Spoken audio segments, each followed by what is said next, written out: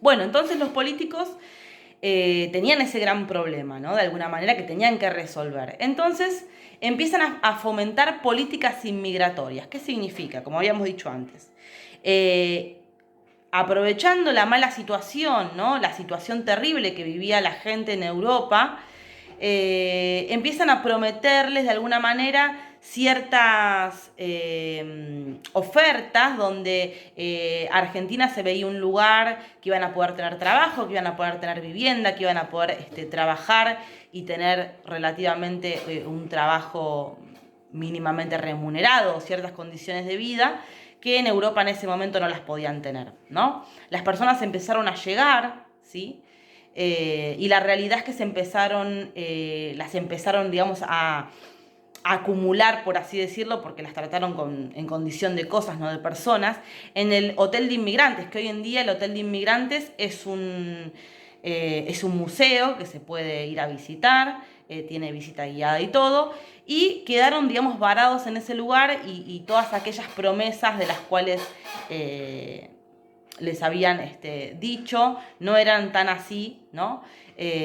Muchos creían que venían a hacerse la América, como así se decía en ese momento, y sin embargo las condiciones eran deplorables. Muchos eran separados y mandados a diferentes puntos del interior para trabajar, y las cosas no eran realmente como se les habían dicho, ¿sí? Esa es la verdad. Pero bueno, no tenían otra, ya estaban acá y tenían que ir a trabajar. Entonces se fueron distribuyendo en diferentes lugares del interior de las provincias de Buenos Aires y empezaron a trabajar lo que es el agro, el campo, ¿sí? Bueno, ¿cuál era la idea? Bueno, trabajar el campo. Obviamente los sueldos no eran buenos, por así decirlo. ¿Por qué? Porque como vimos en clase, yo les había dicho la distinción entre mano de obra barata y mano de obra calificada. La mano de obra barata son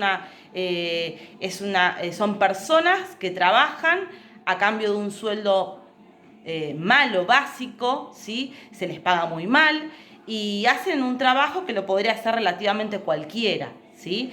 En cambio, la mano de obra calificada se refiere más a un trabajo especializado, a gente que tiene un estudio, una formación, y obviamente el tipo de remuneración que va a recibir a cambio es diferente, ¿sí?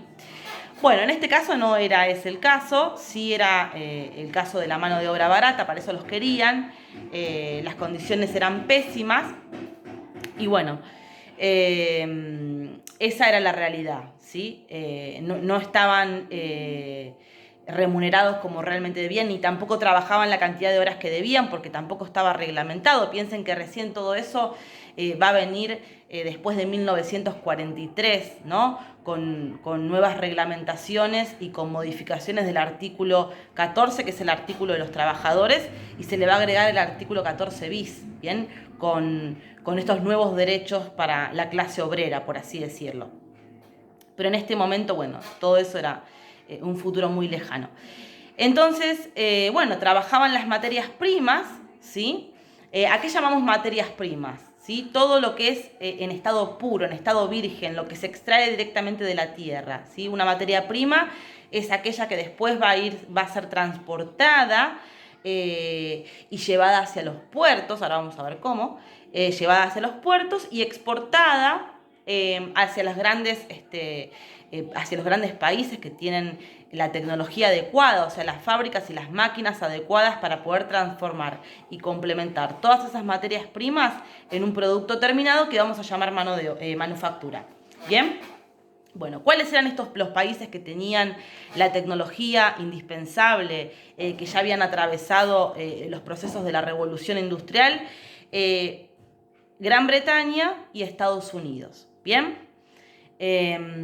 La realidad es que la manera en que del campo, ¿sí? Del campo, estas materias primas van a ser llevadas al puerto de Buenos Aires va a ser mediante los ferrocarriles, ¿sí? El ferrocarril no fue una implementación, una creación hecha para que la gente conozca lugares o para que la gente viaje o para que la gente se traslade de un lugar al otro, sino que el ferrocarril fue creado con la intención siempre de llevar a cabo y de estar subordinado a las actividades económicas de los países, ¿sí? El primer país en América Latina que tuvo ferrocarril fue Cuba, por ejemplo, ¿no? Y sabemos que en la revolución industrial el ferrocarril significó de alguna manera acortar distancias y poder expandir el imperialismo, algo muy importante hacia mediados y finales del siglo XIX.